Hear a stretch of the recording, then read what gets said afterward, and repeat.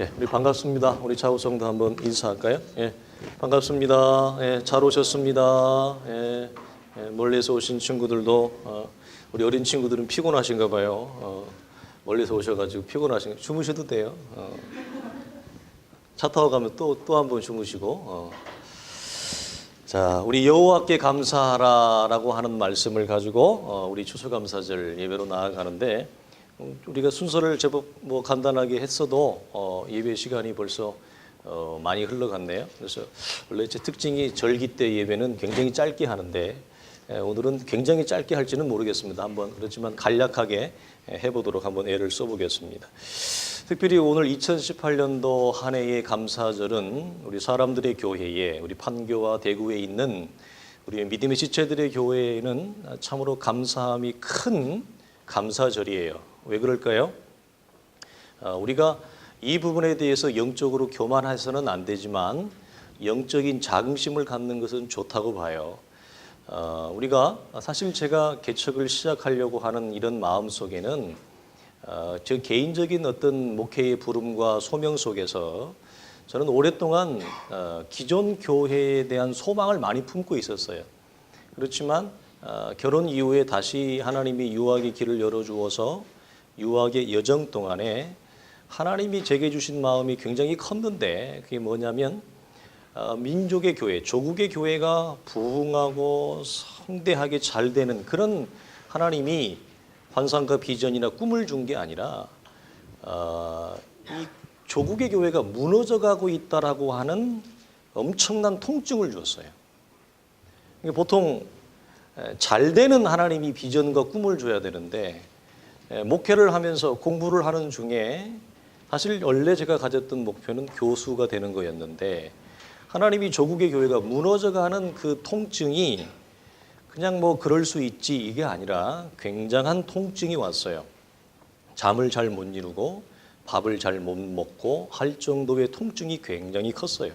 그래서 사실 유학에서 박사를 하고 싶었지만 또 여정이 되어지지 않아서 한국으로 급하게 오게 되어져서 이제 새로운 또 사역을 시작하게 되어졌다. 우리 군의장로교회를 섬기고 또 새로운 이 사역을 시작할 때 쉽지 않죠. 왜 그렇습니까? 요즘 사역자들도 이름 있고 안락하고 평안한 사역을 하기를 원하지 새로운 고달픈 사역을 원하지 않는 시대이기 때문에 그런데 사역자들도 그러할진데 일반 우리 성도들이 새로운 교회, 우리 시대의 가슴을 같이 안고 조국의 교회를 품고 새로운 교회를 향한 그 믿음의 선택을 한다는 것은 여러분 굉장한 거예요. 그래서 그건 믿음으로 여러분이 선택을 한 거거든요.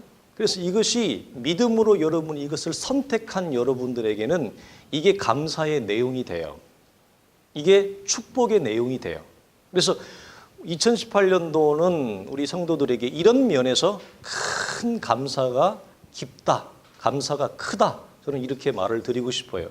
그렇지만 반면에 어떤 분들은 사실은 같이 예수를 믿지만 이 일을 곤란함으로 어려움으로만 여기고 회피하고 꺼리는 분들도 적지 않으세요. 우리는 그분들을 향해서 우리는 비난할 필요성도 없고 비난해서도 안 됩니다. 왜냐하면 우리가 잘난 부분이 없기 때문에 그렇습니다. 그렇지만 그분들은 무엇을 선택했어요? 그분들도 믿음이 있는데 그분들은 이것을 믿음으로 선택하지 않고 또 다른 걸 선택했어요. 그러나 우리는 감사하게도 믿음으로 이것을 선택을 했어요. 여기서 확인할 수 있는 것은 뭐냐면 감사도 그 다음에 감사에 반대되어지는 불평과 원망도 우리가 선택의 문제라고 하는 것을 여기서 딱 확인할 수 있어요. 그래서 어떤 성도는 감사할 수 있어서 감사를 믿음으로 선택하는 것이 아니라 감사할 수 없어요. 우리 삶을 여러분 가만히 보면 감사할 수 있는 환경적인 조건적인 것들이 그다지 많지 않습니다. 우리에게는 우리의 가정사나 우리의 자녀들이나 우리가 일하는 직장이나 우리가 살아가는 삶의 구석구석을 보면 현실적으로 보자고요. 액면가대로 보면 감사할 게 많아요? 불평거리가 많아요? 액면가는 불평거리가 훨씬 많습니다. 이 말은 무슨 말이냐면 우리가 감사할 수 있어서 감사한다는 것은 그건 진정한 감사가 아니죠. 아니, 감사할 수 있어서 감사하는데 뭐 감사가 되겠어요. 그러나 우리의 삶의 현실을 보면 감사할 수 없는 조건과 상황이 굉장히 많습니다. 그 가운데서 우리는 감사할 수 없지만 내가 무엇으로 믿음으로 감사를 선택하는 거예요. 여러분, 구원을 받은 하나님의 자녀들 속에 주어진 이 믿음의 강력한 능력은 선택권을 가지고 있는데 어떤 사람은 감사할 수 있는 조건이지만 불평을 선택하는 사람이 있어요. 그 사람의 몫이에요. 어떤 사람은 감사할 수 있는 조건이 못 돼요. 옆에 있는 사람이 봐도. 그런데 그분은 믿음으로 뭘 선택해요? 감사를 선택하는 거예요. 그래서 감사와 원망의 사이를 가르는 게 뭐예요? 믿음의 선택의 문제라고 하는 것을 여기서 확인을 합니다. 이런 차원에서 우리 성도들과 함께 드리는 이 감사절은 우리 모든 성도들이 무엇을 선택한 거예요? 남이 좀 가지 않는 주님이 말씀하시는 넓은 길, 그게 아니라 좁은 길. 사실 제가 예수 믿고 나서 복음서를 읽고 난 다음에 제일 많이 은혜가 주어진 것 중에 하나가 뭐냐면 세례 요한의 말씀 중에 또 있지만 좁은 길이라고 하는 게 저한테 굉장히 많이 왔어요. 예수 믿고 얼마 안 되었을 때. 근데 그런 면에서 우리 성도들이 자녀는 부모를 닮고 성도는 목사를 닮게 돼 있어요. 어쩔 수 없어요. 그래서 우리가 그 목사의 그 성도고 그 성도의 그 목사인데 우리 성도들은 좁은 길을 믿음으로 선택했어요. 그것에 동참해주고 함께 해줬다고 하는 것이 뭐죠? 너무너무 감사한 거죠. 감사가 굉장히 큰 거죠. 이 큰 감사가 어디 있겠어요? 우리가 감사할 내용은 이와 같이 여러 가지가 있습니다. 많이 있습니다. 그러나 우리가 오늘 본문에서 성도에게 있어서의 감사의 근원이 되어지는 것, 감사의 우리에게 첫 번째가 되는 것, 그것이 무엇일까? 오늘 화면에 2절과 3절을 띄워주면 이런 말씀이 나옵니다. 다 같이 봅니다. 시작. 여호와의 속량을 받은 자들은 이같이 말할지어다. 여호와께서 대적의 손에서 그들을 속량하사 동서남북 각 지방에서부터 모으셨도다. 아멘.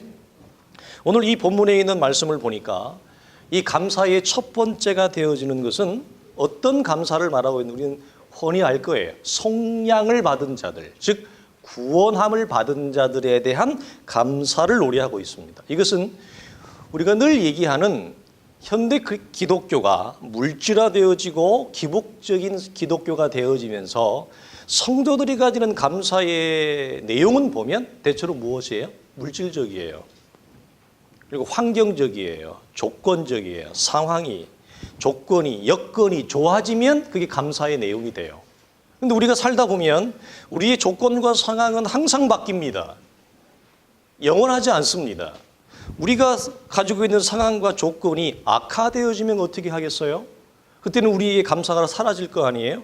그래서 오늘 성경이 말하는 첫 번째 감사의 우선순위, 누구에게 있어서? 하나님의 자녀에게 있어서의 감사는 상황과 여건이 개선되어지는 감사가 아니라 죄와 사망에서 우리를 건지시고 하나님의 자녀가 되게 하시고 하나님의 생명과 하나님의 나라를 우리에게 약속으로 주신 구원의 은혜가 뭐죠? 하나님의 자녀에게서는 영원 불변한 첫 번째 감사예요. 이 구원함을 이루는 구원의 감사가 없이 여러분 상황과 조건이 개선되어지기만을 원하는 기독교라면 그건 기독교가 되어질 수 없습니다. 그건 여러분 더 이상 기독교가 아니죠. 그것은 여호와를 우상적 존재로 우리가 탈바꿈시켜서 하나님이 내 인생의 보장을 위해서 활용되어지는 도구에 불과한 거예요.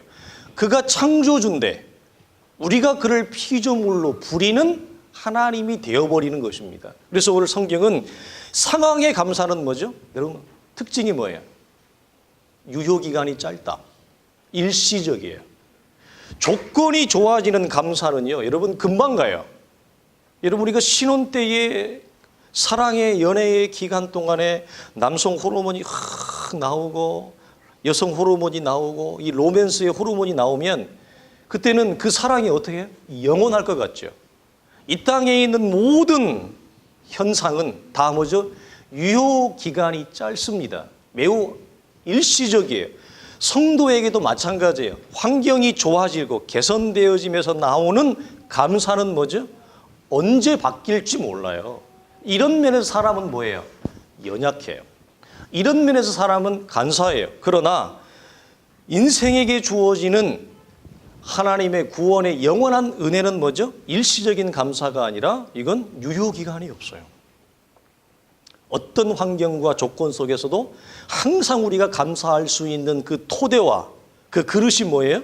죄와 사망에서 우리를 건져내신 하나님의 놀라우신 구원의 은혜에 대한 이 영적인 되새김질이 사실은 우리가 어떤 환경과 조건 속에서도 뭐죠? 우리의 믿음이 흔들리지 아니하고 하나님을 향해서 우리가 전심으로 나아갈 수 있다. 그래서 이사야 35장 10절 말씀을 보면 이렇게 돼 있어요.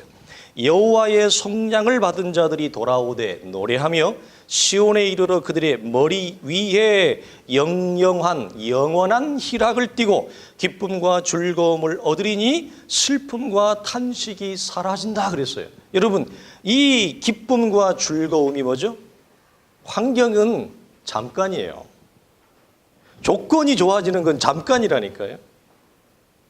잠깐의 여러분 이 기쁨과 잠깐의 감사에 우리의 믿음을 넘기는 것이 아니라 우리는 영원한 하나님의 구원의 은혜에 우리의 전생을 거기에다가 담는 거예요.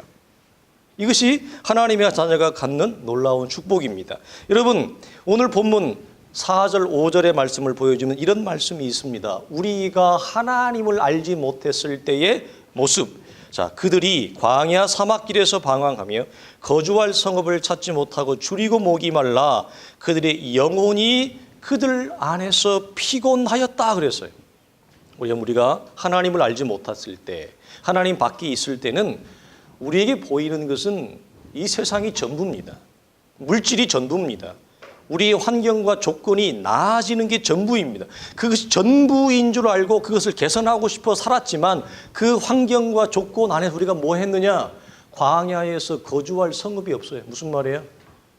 우리 동네 주변에 10억 이상 집이 많지만 저는 늘 생각을 해요. 이게 무슨 이런 집이 무슨 10억일까? 콘크리트로 지어져서 냄새 나는 이 시멘트 집이 무슨 10억의 가치가 있을까? 참 우스워요. 여러분, 환경과 조건이 전부로 보이는 사람들의 특징이 뭔지 아세요? 환경과 조건이 좋아지면 그 안에서 만족할 것 같죠. 좋은 집에 살면 그 안에서 여러분 샬롬을 누릴 것 같죠. 인생은 환경과 조건이 좋아지고 좋은 집에 사고 좋은 차를 타고 좋은 옷을 입고 다니는데 그 영혼이 피곤해요. 특징이 만족함이 없어요. 거주할 성읍을 찾지 못한다는 말이 무슨 말이에요? 좋은 집에서 좋은 침대에서 좋은 잠옷을 입고 좋은 베개를 베고 자는데 그 영혼에 만족이 없어요. 이게 하나님 밖에 있는 자들의 특징이에요. 그래서 그들은 역설적으로 더 무엇을 추구하냐면 더 많은 물질을 추구해요. 왜? 환경과 조건이 주어졌지만 그것이 자기에게 만족함을 못 주니까, 안락함을 못 주니까 도리어 피곤해서 좋은 집에서 잠을 자는데 거주할 성읍이 없다는 거예요. 역설적이죠. 무슨 말이에요? 인생은 몇십억짜리 집에 산다고 그 영혼이 만족함을 갖지 못한다는 거예요. 도리어 피곤한 거예요. 그래서 그 인생이 갖는 방향이 뭐라고요? 더 많은 것을 그들은 뭐죠? 소유하기를 원해. 물질에 대한 집착, 물질에 대한 노예, 물질이 부족하면 마치 금단영산처럼 몸이 떨려요. 이런 우리는 경험하게 되어집니다. 그래서 광야 사막길에서 방황하고 거주할 성읍을 찾지 못하고 줄이고 목이 마른 상태, 이런 인생을 하나님이 오늘 8절에 보면 이렇게 돼 있어요. 8절에 뭐라고 돼 있냐? 자, 화면에는 띄지 않는데 본문 말씀 봅시다. 시편 107편 8절에 여호와의 인자하심과 인생에 행하신 무엇으로 말미암아? 기적으로 말미암아 그를 찬송할지니라 돼 있어요. 우리가 감사할 수 있는 흔들리지 아니하는 영원한 이 토대는 뭐죠? 하나님의 인자와 자비로움 때문에 줄이고 목이 말라 거주할 성읍을 찾지 못하고 파리한 인생을 향하여 하나님이 뭐죠? 찾아오셔서 우리를 위하여 어떤 일을 행하셨는데 그 성경은 그걸 뭐라고 그래요? 우리에게 행하신 기적이라 그래요. 여러분이 구원을 얻은 것을, 여러분이 예수를 믿은 것을, 여러분이 하나님의 자녀가 된 것을, 오늘 이 자리에 앉아 있는 것이 여러분 하나님이 우리에게 행하신 위대한 행함의 결과고 그것이 기적이고 그 기적의 결과로서 우리가 뭐죠? 여기 앉아 있는 거예요. 이것을 우리가 놓치면 우리의 모든 감사는 잠깐입니다, 여러분. 보십시오. 하나님이 우리에게 행하신 이 생명을 살린 이 기적의 은혜와 은총을 우리가 놓친다면, 이 자리를 우리가 떠나 있다면, 이것에 연약하다면, 이것을 붙잡고 있는 것이 여러분 약하다면, 여러분 우리가 과연 무엇으로 감사할 수 있을까요? 여러분 한번 속으로 생각을 해보세요. 하나님이 행하신 기적, 이 은혜 말고 내가 감사할 수 있는 조건이 뭐가 있어요? 그 모든 것들은 뭐죠? 언제 얼굴이 바뀔지 몰라요. 어떤 얼굴로? 불평과 원망과 화로 바뀔지 몰라요. 그럼 옆에 사람하고 한번 얘기해 보세요. 뭐라고 얘기하면 좋을까요? 옆에 사람한테 승진을 한번 얘기해봐. 당신은 해봐. 당신은 하나님이 행하신 기적입니다. 우리는 하나님이 행하신 기적이에요. 기적이가 아니고 하나님이 행하신 기적이야. 기적의 결과로 이 자리에 앉아 있는 거예요. 여러분 이걸 항상 놓치지 마십시오. 이걸 놓치면 우리가 어떻게 해요? 감사할 조건이 별로 없어요. 찾아보세요. 생이 갈수록 우리는 더 그렇습니다. 여러분 바울은 에베소서 3장에서 하나님이 인생에 행하신 이 놀라운 기적을 뭐라고 표현하느냐? 측량할 수 없다. 하나님이 우리를 살리신 이 구원의 은혜를 측량할 수 없는 그리스도의 풍성함이라고 얘기해요. 우리가 이걸 놓치면 어떻게 된다고요? 우리는 연약해져요. 여러분 이것은 성도에게 있어서 뭐죠? 감사의 출발이에요. 무엇이? 우리의 구원이. 여러분 우리가 하나님의 자녀가 되어진 것, 감사의 전부예요. 감사의 출발과 우리의 감사의 전부는 뭐죠? 하나님이 우리를 향해서 행하신 하나님의 위대하신 구원의 행위, 이걸 성경은 기적이라 그래요. 여러분 이걸 여러분은 기적이라고 여러분 생각을 하십니까? 여러분이 예수를 믿게 된 것, 하나님을 알게 된 것, 구원을 받은 것, 이게 여러분 속에 기적이에요, 뭐예요? 무엇으로 와 있어요? 무엇으로? 그것이 기적의 감동으로 와 있는 사람은 어떤 환경과 조건 속에서 우리는 감사할 수 있는 뭐죠? 토대가 돼요. 물론 사람은 환경과 조건이 어려우면 이 구원의 은혜를 갖고 있어도 뭐죠? 힘이 들어요? 힘이 안 들어요? 힘이 들어요. 힘이 안 들다는 건 아니에요. 힘이 들어요. 힘이 들어요. 밥을 안 먹으면 배가 고프죠. 잠을 못 자면 피곤하죠. 자식이, 남편이, 아내가 속을 썩이면 속이 뭐 기뻐요? 믿음이 좋은데 그렇지 않아요. 그건 이상한 믿음이에요. 속을 썩이면 속이 힘들어요. 그렇지만 그걸 극복할 수 있는 뭐죠? 그 토대가 어디 있다? 하나님의 기적이 내 속에 이루어져 있다. 이것을 우리가 뭐 하는 거예요? 늘 확인하는 것. 자, 오늘 이 구원의 감사가 우리 가운데 연약한 분이 있을 수 있어요. 우리 9절 말씀을 한번 화면에 띄워주시겠습니까? 내게 행하신 하나님의 이 기적이 아직 기적으로 실제로 실감나게 와 있지 않은 분들이 있어요. 그분들은 이 말씀을 붙잡기를 원해요. 다 같이 봅니다. 시작. 그가 사모하는 영혼에게 만족을 주시며 줄인 영혼에게 좋은 것으로 채워주심이로다. 아멘. 여러분이 나에게 베푸신 하나님의 구원을 무엇한다고요? 사모하느냐. 그리고 그것을 줄인 영혼이 배고파한 것처럼 하나님을 향한 영적인 갈증이 있느냐. 이 말씀을 붙잡을 수 있기를 바라요. 하나님, 내가 분명히 예수를 믿습니다. 교회 안에 오래 있었지만 나는 이 구원의 은혜가 감사의 영원한 토대가 하나님 되어지지 않습니다.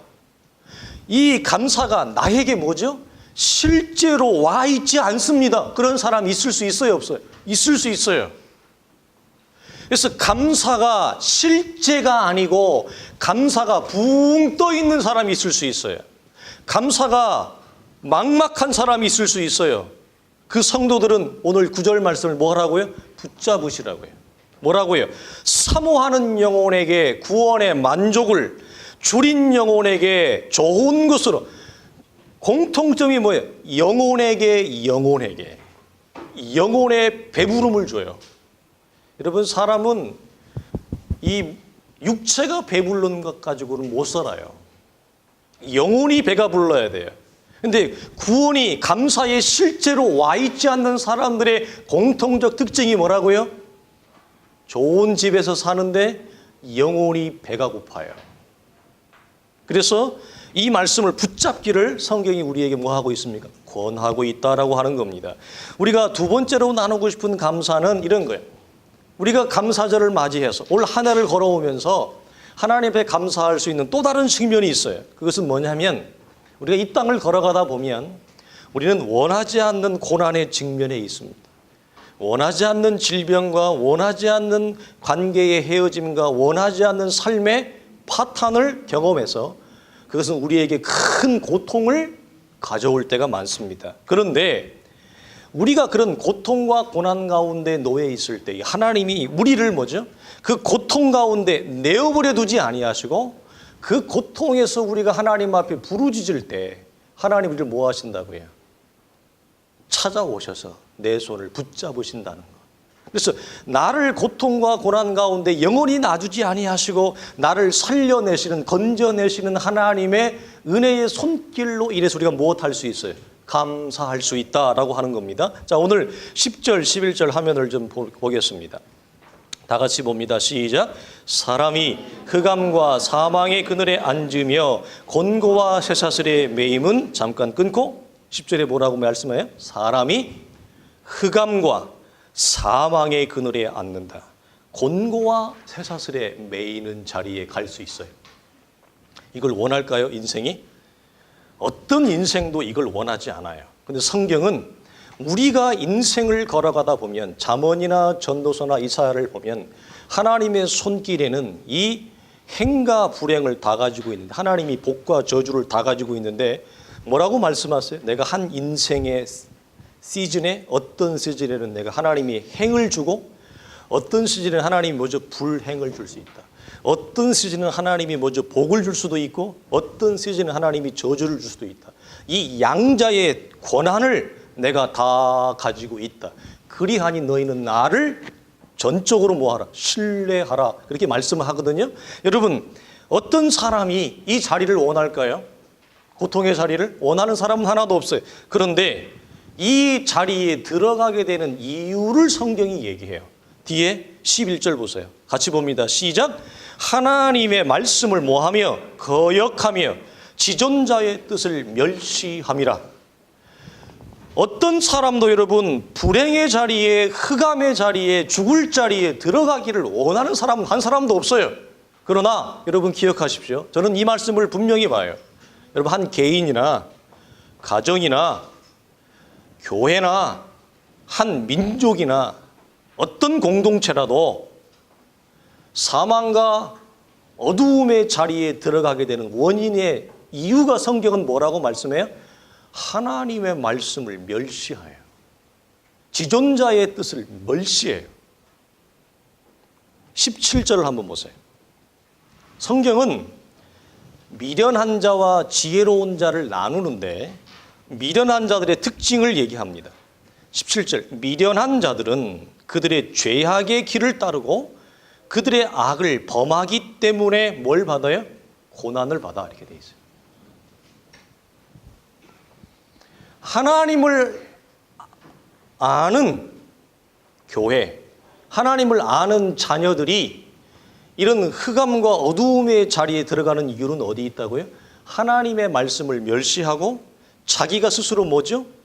악을 행해요. 그리고 그 악을 뭐죠? 반복적으로 행해요. 이걸 성경은 뭐라고 얘기하느냐? 미련한 자들이라고 얘기를 해요. 여러분 분명히 기억하세요. 우리가 원하지 아니하는 어두움의 자리에 빠질 때 내가 걸어온 걸음이 하나님의 말씀에, 하나님의 시선에 합당한 걸음이었는가를 여러분 뒤돌아보기를 바라요. 자, 화면에 띄워주시면 하나님이 허락하신 고난의 특징이 있어요. 네 가지를 오늘 본문이 얘기하는데 12절에 보면 다 찾을 수 없으니까 제가 간추려 놨습니다. 어려운데 도와달라고 얘기를 하고 싶은 거예요. 자기 힘이 들어서 사방팔방을 동서남북을 향해서 자기 힘이 들어서 도와달라고 얘기하는데 엎드려져도 뭐죠? 돕는 자가 없어요. 여러분 하나님이 허락하신 광야의 연단 속에 들어가면 아무도 그를 도울 자가 없어요. 오직 하늘만이 그를 도와요. 오직 하나님만이 그를 도울 수 있어요. 그래서 너무 힘들어서 동서남북을 향해서 도와달라고 얘기를 하고 싶은데 아무도 모두 자기를 도와줄 자가 없다. 예전에 어떤 목사님이 참 어려운 가운데 있었고 그 어려움이 장기간 갈 때였어요. 모든 사람이 그분을 안타까워했어요. 좀 저 어려움에서 좀 벗어나고 개선되어지기를 원했어요. 근데 좀처럼 이 어려움이 개선이 안 되는 거예요. 이 어려움이 좀 지나가지를 않는 거예요. 여러분 사람은 어려움이 지속되어지면 지칩니다. 참 힘이 들거든요, 사람이. 그래서 모든 사람들이 안타까워하지만 그분들을 도와줄 수 있는 방법이 한계가 있었어요. 그럴 때 그분들이 같은 유학생활 중에 그분이 운전을 하면서 한 말이 있어요. 뭐라고 얘기한지 아세요? 하나님이 허락하신 시련을 누가 돕겠습니까? 도울 자가 없습니다. 저는 굉장한 은혜를 받았어요. 무슨 말일까요? 하나님이 허락하신 시련의 기간이 끝나야 된다는 거예요. 그래야 그걸 통과해요. 엎드려져도 도울 자가 없어요. 두 번째로 음식물을 싫어하게 되어 사망의 문에 이르겠다. 고난이 왔는데 음식을 잘 먹는다. 고난이 아니에요, 그 사람. 믿음이 좋은 게 아니라 식성이 좋은 게 아니라 정말 뭐라고 얘기해요? 사망의 문이 앞에 보이는 고난에 이르보지 않은 거예요. 음식물이 끊어져요. 우리 어른들이 돌아가실 때가 되면 뭐가 특징이 뭐죠? 밥맛을 잃어버려요. 음식이 있는데 음식을 못 먹어요. 아까 그랬죠. 좋은 집에 사는데 영혼이 피곤해요. 음식이 진수성찬인데 음식이 아무런 맛이 없어요. 이것이 지속되는 거예요. 그러면 무엇이 가까워요? 죽음의 문이 가까워오는 거예요. 인생은 음식물이 끊어지면 이게 18절. 세 번째로 뭐죠? 26절에 보면 제가 전체를 좀 읽어드리겠습니다. 26절의 말씀에 보면 그들이 하늘로 솟구쳤다가 깊은 곳으로 내려가나니 그 위험 때문에 그들의 영혼이 뭐한다? 녹는다. 이 녹는다라는 말을 우리식으로 표현하면 제가 표현을 한 거예요. 넋이 나간다는 거예요. 너무 힘들어서 사람이 넋이 나가요. 뒤에 하나 볼까요? 27절에 있는 말씀은 이런 말씀이 있어요. 그들이 이리저리 구르며 취한 자같이 비틀거리니 그들의 모든 지각이 어디예요? 혼돈 속에 빠진다. 지각이 있어요. 이 사람이 원래 똑똑한 사람이에요. 한 똑똑하는 사람이에요. 많이 아는 사람이에요. 많이 배운 사람이에요. 그런데 뭐죠? 지각이 혼돈에 빠진다는 말은 무슨 말이에요? 어떻게 무엇을 선택하고 결정하는지에 대한 선명함이 다 사라져요. 무슨 말이에요? 어찌할 바를 몰라요. 하나님이 허락하신 인생의 시련과 고난 속에 들어가는 자들의 특징을 오늘 시편 107편이 네 가지를 통해서 보여요. 여러분 이렇게 하나님이 우리 허락하신 고난에 그럼 목적은 뭐예요? 하나님이 이런 시련과 고난을 통해서 우리에게 의도하는 건 뭐예요? 도모하시는 게 뭐예요? 12절 봅시다. 12절 그러므로 그가 고통을 주어 무엇을요? 그들의 마음을 뭐하게 한다? 겸손하게 하신다. 이렇게 얘기했어요. 또 13절과 19절을 보면 반복적으로 나오는 게 있어요. 여호와께 부르짖게 하신다. 여러분 이해가 되시죠? 하나님 우리에게 고통을 허락하시는 이유는 겸손한 사람이 하나님이 되기를 원하세요. 여러분 하나님이 허락하신, 우리 군인 장로교에 있을 때도 그 부분을 설명을 했는데, 하나님이 허락하신 연단을 거친 사람은 다 겸손해져요. 근데 하나님이 허락하신 자기 욕심에 이끌려서 그냥 세상을 우리말로 생으로 그냥 고생한 사람들 있죠. 이 사람들은 겸손이 없어요. 어떻게 될까요? 더 교만해져요. 여러분 분명하세요? 여러분 사람은 무조건 고생을 한다고 해서 사람이 되지 않습니다. 사람이 성숙해지지 않는다는 얘기예요. 제가 뭘 제시해 출애굽기에 보면 모세는 하나님이 허락하신 광야의 연단을 받아요. 모세가 여러분 속이었겠어요? 어쨌든 출신은 애굽에 태어났지만 기이한 방법으로 애굽의 왕자의 자리에 올라가서 그런 화려한 최고의 교육을 받고 최고의 사치함과 최고의 풍요로움 속에서 자란 그가 모든 것을 다 잃어버리고 자기의 생명마저도 끊어버리고 양의 똥이나 치우고 있는 생활을 몇 년 했다고요? 40년 했어요. 그때 모세의 속이 여러분 속이었겠습니까? 여러분 그때 모세가 음식을 먹으면 음식이 맛있었겠습니까? 여러분 그때 모세가 여러분 잠을 편안하게 잤겠습니까? 모세가 여러분 하늘을 보면 하늘이 아름다웠겠습니까? 아름답지 않습니다. 사람은 자기가 고통스러우면 꽃이 아름답게 안 보입니다. 사람은 자기가 힘들면 밤하늘의 아름다움이 아름답게 보이지 않습니다. 이 사람이 가지는 한계이고 연약함 아니겠어요? 모세가 여러분 그런 생활을 40년을 했어요. 자, 이런 생활을 한 모세가 어떻게 되죠? 모세가 온전히 바뀝니다. 겸손한 하나님의 지도자가 돼서 하나님이 쓸만한 도구로 바뀝니다. 그러나 여러분 10가지의 기적과 10가지의 재앙을 애굽의 바로는요 눈앞에서 다 봐요. 하나님의 살아계심을 다 본다고 이렇게 하나부터 10까지 놀라운 거죠.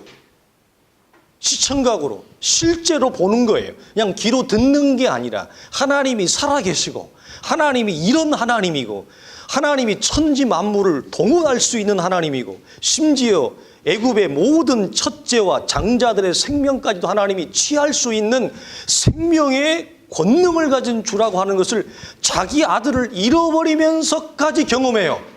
바뀌어요, 안 바뀌어요? 어떻게 해지죠?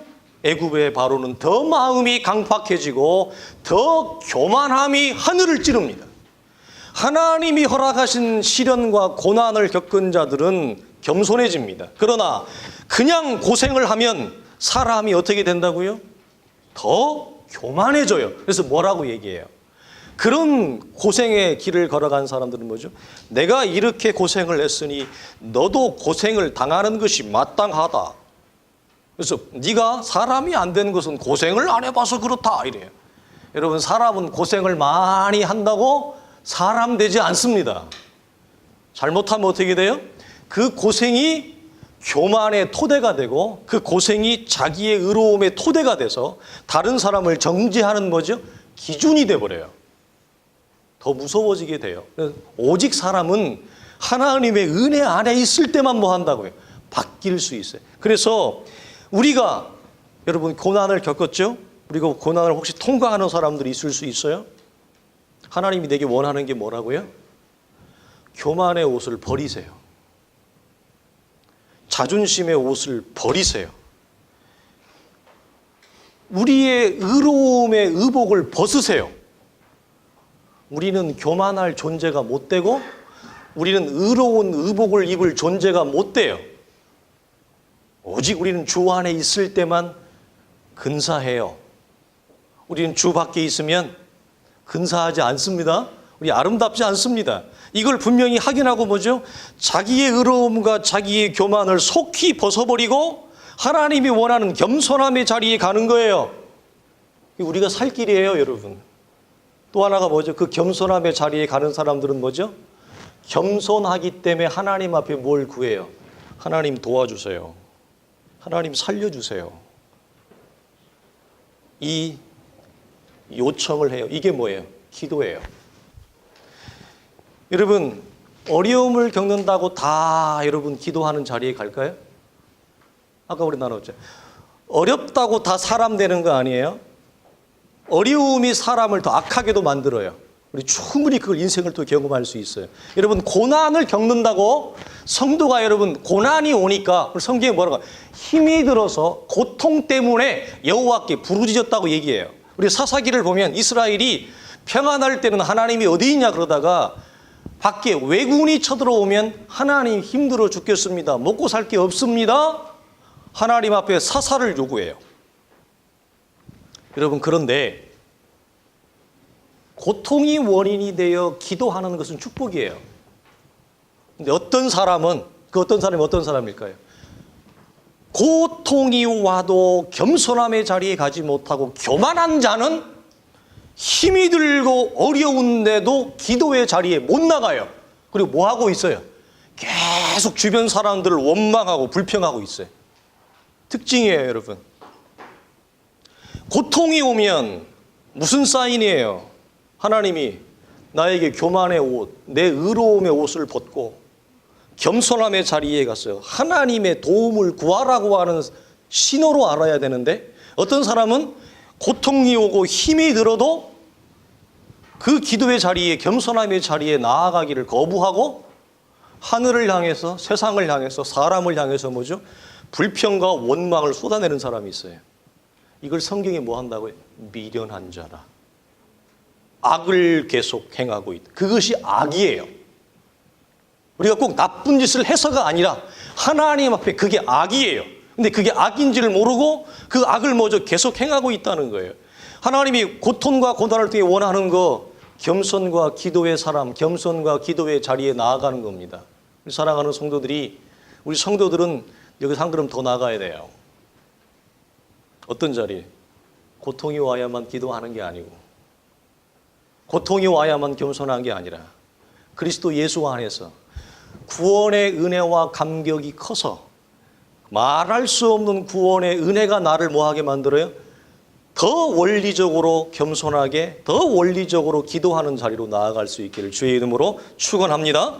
마지막으로 하나님이 이 고통 가운데서 우리를 살리시는 하나님의 마지막 구체적인 방법, 그걸 20절에 이렇게 소개하고 있습니다. 우리 다 같이 한번 읽으면서 말씀을 마칠까요? 다 같이 봅니다. 시작. 그가 그의 말씀을 보내어 그들을 고치시고 위험한 지경에서 건지시는도다. 할렐루야. 아멘. 우리를 건지는 방법이 뭐예요? 하나님이 고통 가운데서 우리가 겸손과 기도의 자리에 나가서 하나님 앞에 두 손 두 발 다 들었어요. 하나님 우리를 마지막으로 살리는 방법이 뭐라고요? 무엇을 보내요? 아들의 말씀을 보내요. 그래서 그 아들이신 예수 그리스도가 이 땅에 성육신 하셔서 말씀을 입고 이 땅에 오신 것입니다. 할렐루야. 우리는 그 아들 안에서 뭐죠? 구원의 영광과 자유에 이르게 된 거예요. 그래서 아들이신 예수 그리스도 외에 우리를 죽은 우리, 죄와 사망 가운데 허덕이는 우리, 좋은 집에 살고 좋은 옷을 입어도 만족함이 없고 주려있고 피곤한 인생을 살리는 말씀, 나를 건지는 말씀, 나를 회복시키는 말씀, 나를 치유하는 것은 뭐예요? 하나님의 말씀밖에 없어요. 성경은 구약이나 신약이나 일관되게 우리를 살릴 수 있는 것은 예수 그리스도의 말씀 외에는 없다고 얘기해요. 그래서 그가 저와 여러분을, 우리 모두를 살리기 위해서 뭐죠? 말씀을 보내요. 여러분, 교회가 살아나는 것도 뭘로 살아납니까, 여러분? 교회가 뭘로 살아나요? 사람이 많아져야 살아나는 게 아니에요. 여러분, 혼동하면 안 돼. 사람이 많아진다고 교회가 살아나는 게 아니에요. 재정이 많아진다고 교회가 살아나는 게 아니에요. 교회가 살아나는 것은 하나님의 말씀이 살아나야 교회가 살아나는 거예요. 하나님의 말씀을 얻는데 사람이 많아. 하나님의 말씀을 얻는데 재정이 많아. 그건 내가 축복이라고 그랬어요? 저주라고 그랬어요? 여기 내가 얘기 안 했는 모양인데 그 저주요. 말씀이 없는데 사람이 많이 몰린다. 저주입니다, 그게. 말씀이 없는데 사람이 많이 몰려서 재정이 넘쳐난다. 저주예요. 이게 무슨 축복이에요? 그 교회가 무슨 이 세상에 선하고 아름다운 주의 귀한 일을 선전할 수 있겠습니까? 지역사회에 안 믿는 사람들에게 그 교회는 손가락질을 당합니다. 아니, 믿는 자들에게 손가락질을 당합니다. 여러분, 살리는 것, 새롭게 하는 것, 그것이 교회든지 가정이든지 개인이든지 그 누구든지 여호와의 말씀밖에 없는 줄로 믿습니다. 기도하겠습니다. 하나님 아버지, 2018년 감사절 추수감사주의를 맞이해서 하나님, 주님 앞에 영적 추수의 감사절을 저희가 하나님 음미해 봅니다. 주여, 사람들의 교회가 하나님 앞에 무엇을 드립니까? 주여, 우리의 개인이 한 해를 걸어오면서 하나님의 은혜 앞에 감사할진데 우리가 무엇을 드립니까? 주여, 나를 말씀으로 살리신, 나를 말씀으로 건지신, 나를 말씀으로 새롭게 하시고 고치시고 치유하신 하나님의 은혜에 우리는 영원한 감사로 주 앞에 찬양하며 노래하며 연주하며 하나님을 영화롭게 했사오니 주여, 주의 교회가 드리는 모든 드림을 우리 하나님이 받으시고 주의 교회를 사랑하시고 주의 교회를 긍휼히 여기시고 주의 교회를 통하여 하나님 앞으로도 일어날 생명과 구원과 복음의 역사가 우리 가운데 충만하게 일어날 수 있도록 하나님 주의 교회와 사랑하는 성도들의 가정과 기업과 주의 자녀들을 축복하여 주옵소서. 우리 주 예수 그리스도의 이름으로 간절히 기도하옵나이다.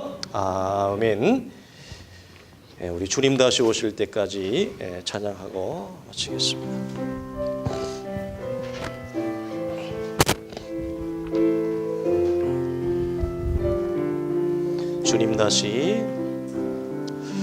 주님 다시 오실 때까지 나니 이 길 가리라. 좁은 길 나의 십자가 지고 나의 가는 이 길 끝에서 나니 주님을 보리라. 영광의 내 주님 나를 맞아주시리. 할렐루야. 주님 다시 오실 때까지 나는 일어나 달려가리라. 주의 영광 온 땅 덮일 때 나는 일어나 노래하리. 내 사모하는 주님 온 세상 구주시라. 내 사모하는 주님 영광의 왕이. 할렐루야. 내 사모하는 주님 온 세상 구주시라. 내 사모하는 주님 영광의 왕이시라. 아멘. 이제는 우리 주 예수 그리스도의 은혜와 우리 하나님의 크신 사랑과 성령의 감화감동 역사하심이 죽은 나를 고통과 고난 가운데 신음하고 있는 우리를 건지신, 말씀으로 건지신 주의 은혜에 감사하여 순간의 감사가 아니라 영원한 감사로 감사절을 하나님 앞에 올려드리기를 원하는 사랑하는 온 성도들의 예배의 드림과 삶의 드림과 우리의 전생애를 주 앞에 드림이 하나님 앞에 영광이요 우리의 삶에 더할 나위 없는 큰 큰 은혜의 감격으로 넘쳐나기를 원하는 사랑하는 성도들의 모든 믿음의 한 걸음 한 걸음 위에, 주의 교회가 나아가는 모든 믿음의 거룩한 싸움 위에 이제로부터 영원토록 항상 함께 있을지어다. 아멘.